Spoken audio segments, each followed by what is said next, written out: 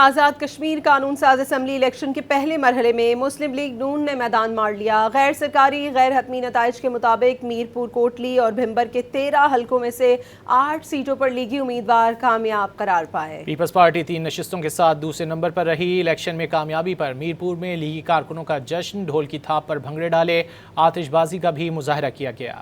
آزاد کشمیر انتخابات میں مسلم لیگ نون نے 8 نشستیں جیت کر میدان مار لیا۔ میرپور، کوٹلی اور بھمبر کے 13 حلقوں کے غیر حتمی اور غیر سرکاری نتائج کے مطابق پیپلز پارٹی نے 3 نشستوں پر کامیابی حاصل کی۔ میرپور میں لیگی کارکنوں نے کامیابی کا بھرپور جشن منایا۔ غیر حتمی نتائج کے مطابق LA1 میرپور 1 میں مسلم لیگ نون کے اظہر صدیق نے کامیابی سمیٹی۔ LA4 میرپور 4 پر نون لیگ کے چودھری رخسار احمد نے کامیابی حاصل کی۔ بھمبر کے تینوں حلقوں میں مسلم لیگ نون نے کلین سویپ کیا۔ LA5 بھمبر 1 پر وقار احمد نور، LA6 بھمبر 2 پر چودھری محمد رزاق اور LA7 بھمبر 3 پر چودھری طارق فاروق کامیاب قرار پائے۔ ادھر کوٹلی کے 6 حلقوں پر مسلم لیگ نون نے 4 جبکہ پیپلز پارٹی نے 2 نشستیں جیت لیں۔ LA8 کوٹلی 1 پر پیپلز پارٹی کے ظفر اقبال ملک جبکہ LA10 کوٹلی 3 پر چودھری محمد یاسین کو برتری حاصل ہوئی۔ LA9 کوٹلی 2 پر مسلم لیگ نون کے عمیر نعیم، LA11 کوٹلی 4 پر محمد آصف، LA12 کوٹلی 5 پر محمد ریاست خان جبکہ LA13 کوٹلی